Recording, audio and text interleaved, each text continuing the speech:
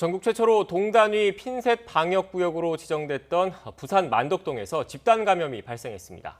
우려했던 조용한 전파가 요양병원 집단 감염으로 이어진 것이라는 추정까지 나오고 있습니다. 전문가와 짚어보겠습니다. 이동훈 내과 전문의 나오셨습니다. 어서 오십시오. 네, 안녕하십니까? 안녕하세요. 먼저 전반적인 발생 추이부터 정리한 뒤에 새로 들어온 소식을 좀 알아보겠습니다. 어제 하루 신규 확진자가 84명이어서 하루 만에 다시 두 자릿수로 떨어지긴 했습니다. 급격한 확산세는 아니긴 한데 또 그렇다고 그 감소세가 확연하게 드러나는 것도 아닌 것 같거든요. 어떻게 보고 계십니까? 예, 맞습니다. 지금 우리가 그동안 경험했던 이 광복절 집회 때 그 이후에 그 전국적인 확산세와 비교하면은 확연한 차이는 이제 분명히 느껴지는 것 같고요. 예.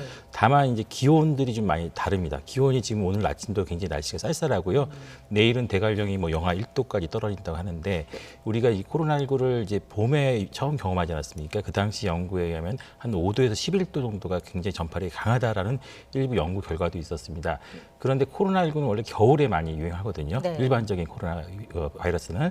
그렇기 때문에 우리가 올해 처음 경험하는 겨울이 되겠는데 이렇게 되면 이제 계절적인 요인도 무시할 수는 없거든요. 실제로 남쪽에 있는 브라질에서 굉장히 코로나 바이러스가 많이 확산됐다가 지금 거기는 이제 좀 따뜻해지고 이제 여름철로 들어가고 있기 때문에 그래서인지 모르겠지만 약간씩 줄어들고 있습니다. 반면에 유럽 쪽에서는 지금 다시 봄 유행보다 훨씬 큰 규모로 확진자가 늘어나고 있죠.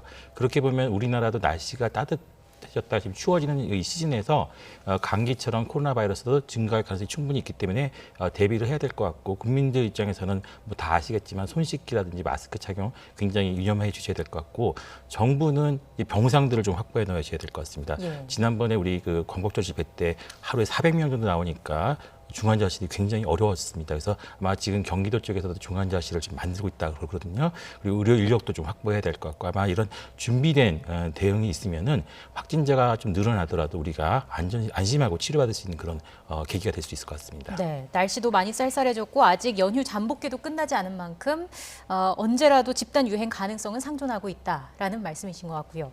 이 소식을 좀 다뤄봐야 할 것 같습니다. 부산 만덕동에서 우려되는 집단 감염이 발생했습니다. 요양병원인 만큼 좀 더 우려가 나오고 있는 거 아니겠습니까? 네, 저도 지금 아침에 뉴스를 보고 많이 놀랐는데요. 해당 지역을 보니까 부산의 이제 북구 쪽이라고 하더라고요.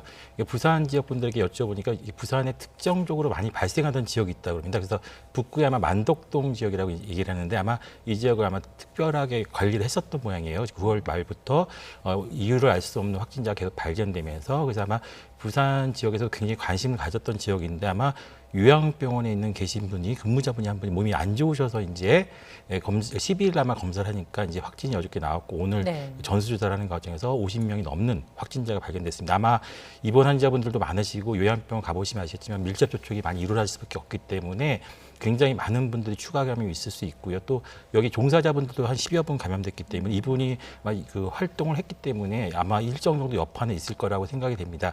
다만 아마 부산시에서 선제적으로 대응을 좀 했거든요. 그러다 보니까 아마 충격파는 우리가 우려했던 것보다는 좀 약간 작을 수는 있을 것 같아요. 그래서 미리 우리가 준비하고 대비를 하는 게 굉장히 중요하다는 것이고 어떻게 보면 이번 주부터 전국적으로 1단계로 낮추지 않았습니까? 1단계로 낮췄는데 어떻게 보면 지자체별로는 약간 상황이 다릅니다. 전국적으로는 1단계겠지만 어떤 지역은 아직도 확진자가 많이 나오는 지역이 있고요. 네. 특정 지역은 확진자가 거의 없는 지역도 있습니다. 없는 지역은 굳이 뭐 이렇게 우리가 강화된 방역을 유지할 필요 없고 1단계로 유지하시면 되지만 확진자가 좀 나오시는 분들은 지역들은 좀 더 지자체에서 강력한 대응을 해야 되는데 이것은 지자체분들이 제일 잘 아십니다. 우리 동네 어느 동네가 많이 나오더라. 그 동네들은 대부분 보시면은 사회적 활동이 많거나 유동인구가 많은 지역들이 많이 포함되어 있거든요. 예. 그래서 그런 지역들은 각 지자체에서 역량을 좀 키우셔가지고 지금 한 10개월 정도 했기 때문에 데이터가 많이 모여 있습니다. 그 데이터를 활용하셔서 우리 지역에 어떤 지역이 좀 취약한 지역이다. 이런 지역들은 좀 더 강화시킬 필요가 있을 것 같아요. 전국적으로 1단계지만 우리 지역은 2단계다. 이쪽 지역은 3단계다. 이렇게 세분하게 이렇게 쪼개다 보면은 지자체별로 하시면은 동단위까지 쪼갤 수가 있습니다. 이번에 네. 부산시가 동단위로 쪼개가지고 강화시켰던 그렇죠. 것이죠. 이런 식으로 각 지자체 아마 관련자분도 혹시 보시면은 우리 지역에서 약한 지역들을 한번 찾아보시는 게 좀 도움이 될 것 같습니다. 네. 지금 동단위, 지역 단위 말씀을 하셨으니까 관련된 질문을 이어서 드리겠습니다. 준비된 그래픽이 있는데요. 한번 보여주시겠습니까? 부산 북구 만덕동 관련된 내용입니다. 네, 앞서 말씀하셨던 것처럼 부산 북구 만덕동 지난 2일 0시부터 2주 동안 전국 최초로 동단위 방역 강화 조치가 내려졌습니다. 이른바 핀셋 방역이라고도 하는데 지금 그 문제가 되고 있는 우려가 커지고 있는 요양병원도 만덕동에 위치를 하고 있고 앞서 설명을 해주셨지만 그 환자 외에 직원분들도 확진자가 나오고 있거든요. 그런데 직원분들 같은 경우에 출퇴근을 할 거잖아요. 아무래도 꼭 만덕동은 아니더라도 인근에서 출퇴근했을 가능성도 배제할 수 없기 때문에 이런 만덕동과 요양병원이 위치한 그 이런 지역적인 연관성, 물론 역학조사는 뭐 더 진행을 해야 되겠지만요. 배제할 수 없겠죠? 예, 그렇습니다. 지금 이제 만덕동 지역이 아마 그 지난달 말부터 환자가 많이 나왔고요. 실제로 이 조치가 있은 뒤부터는 10월 한 5일 정도부터는 이제 확진자가 없었다고 합니다. 그러다가 어저께 이제 발견된 건데요. 이런 강화된 그 사회적 거리 두기가 상당히 효과를 좀 봤다는 뜻이고요. 다만 이제 이 지역에 계신 의료진분들이라든지 의료계에서 좀 생각하셔야 될 게 이런 지역에서 우리 동네에 확진자가 많이 나온다 그러면은 조금이라도 의심되는 환자가 있을 때는 보다 적극적으로 검사를 할 필요가 있죠. 그러니까 네. 보통 이제 오셔서도 말씀하시면 증상이 좀 경미하신 경우도 많거든요. 그러다 보면 왜 검사를 해야 되는지도 모르겠다 이렇게 말씀하시는 분도 있는데 우리가 적극적으로 이런 그 우리 지역에서는 확진자가 많이 나오니까 적극적으로 이런 검사를 해봅시다 이렇게 말씀을 하시는 게 좋고 처음에 빨리 발견할수록 이거는 그 충격파가 적거든요. 이분도 8일 날부터 아마 증상이 좀 있었다 그러시는데 12일 날 정도 확진이 됐고 좀 우리가 4일 정도 지연됐기 때문에 약간 좀 아쉬운 면이 좀 있습니다.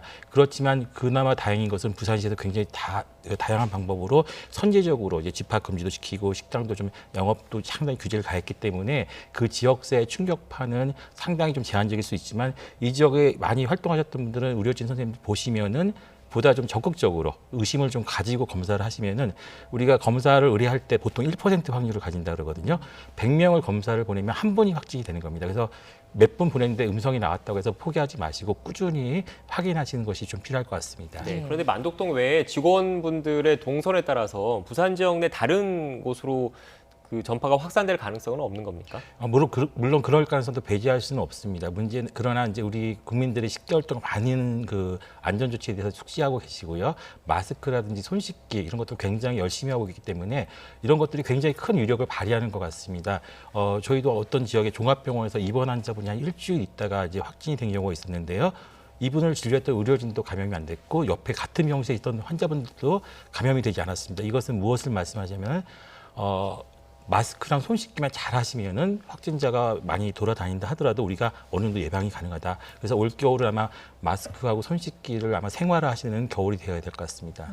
정리를 하자면 지역별로 탄력적으로 조치를 취할 필요가 있다라는 말씀을 해주셨고 선제적 방역이 그 어느 때보다 필요한 시점이다라는 정도로 이해를 하면 되겠죠. 예.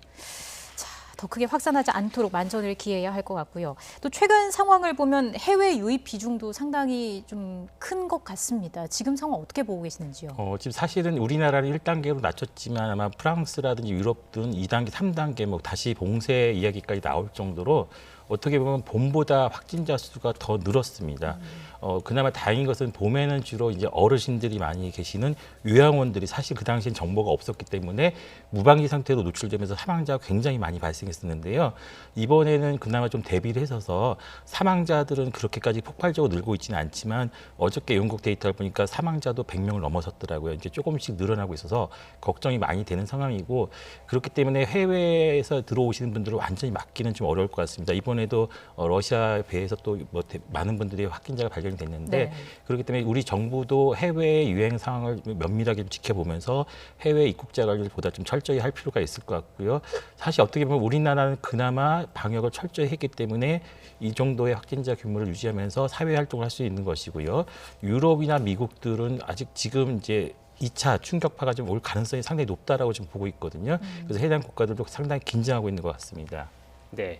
그런데 그 해외 유입 환자 그 선원들 가운데 그 음성 확인서를 가지고 국내에 들어오는 사람들이 있잖아요. 그런데 음성 확인서를 갖고 왔는데 양성 판정을 받는단 말이죠. 이 음성 확인서 믿을 수 있겠습니까? 사실은 이제 음성이라고 하는 것은 그 배에 탑승했을 때 음성입니다. 그래서 실제로 이제 미국에서도 연구를 했었는데 tabs했을 때는 유전자 증폭 검사에서 음성이 나왔지만 어차피 배라는 제한된 공간에 있기 때문에 한두 분이라도 이제 잠복기에 있던 분들이 바이러스를 배출하기 시작하면은 같은 공간에 근무하시던 분들이 많이 노출이 됐다라는 연구 결과가 나오고 있어요. 그래서 사실은 탑승 당시의 음성은 그 당시에 괜찮았다는 것이고요. 우리나라에 도착했을 때는 그것이 반드시 안전하다라고 말씀하기는 좀 어려울 것 같고 예. 아마 다시 저희가 또 재검사를 할 수밖에 없는 그런 상황인 것 같습니다. 그래서 아마 이번에도 하선자들한테는 이제 검사를 하는 과정에서 우리가 미리 발견한 것 같고 이런 것들은 비교적 적절하게 잘 대응한 것 같은데 아쉬운 거는 이제 우리나라 분들 몇 분 접촉하면서 또 이제 격리를 되셨는데